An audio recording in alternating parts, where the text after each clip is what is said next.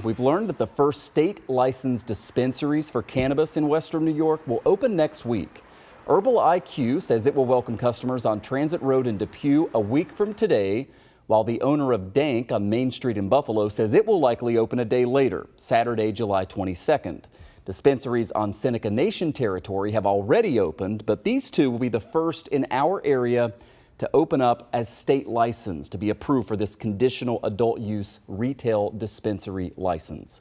Joining me live right now is Patrick Hines, a partner with Hodgson Russ LLP, who has been closely monitoring this and staying busy with all of the legal work that goes into all of this. A lot of people have sort of been waiting. Some people don't want dispensaries to open, but for people who look forward to taking advantage of this, we're finally there where we're a week away of the first two dispensaries opening.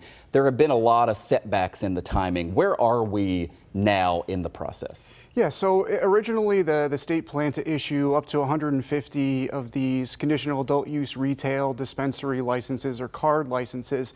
They recently doubled that to 300 and they're rolling those out. They have not issued all 300 yet. They continue to add more and more. This has been a long time coming for not only the whole state, but this area in particular, because as the viewers may know, we were a little bit delayed getting licenses approved in this area due to some litigation that held up Western New York and some other regions around the state. It was just last month that the Cannabis Control Board, which is sort of in charge of all this, right, created by the legislature, approved 36 more licenses across New York. Though once something like that happens, it's a lengthy process to the point where you can actually open and serve customers, right? Yeah, it can be, certainly. These licensees were able to get going pretty quickly. I think that's more of a testament to maybe some previous experience running businesses. They sort of had their ducks in a row ahead of time. Other licensees who maybe don't have their funding lined up yet or don't have their space lined up yet, they've got some more hurdles to jump through. The state obviously wants additional information once the license is confirmed about what that operation is going to look like and what their plans are. So it's taking some time, even once you're licensed, to actually get retail shops open. We mentioned there, while these are the first two state-licensed cannabis dispensaries that will open, sales have been legal on the Seneca Nation territory, right? What is the distinction that people should be aware of between the two types? Right. So the state of New York is one sovereign territory, and Seneca Nation is another sovereign territory. Essentially, the Seneca Nation can do their own program, just like the state of New York is doing their own program. So they have their own regulations, their own requirements, and their own licensing scheme that they're doing for shops that are on the reservation, whereas New York has its separate regulatory licensing scheme for shops that are on state of New York territory. You obviously are working with clients who are trying to get ready to open.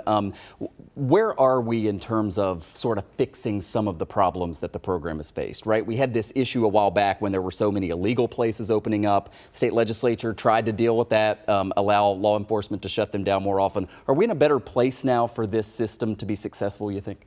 I think we're making strides. The state recently passed some legislation that gave OCM and the Department of Taxation and Finance some more teeth for enforcement. And over the past couple of weeks, we've seen raids in New York City and even closer to home, notices to stop doing the illicit sales.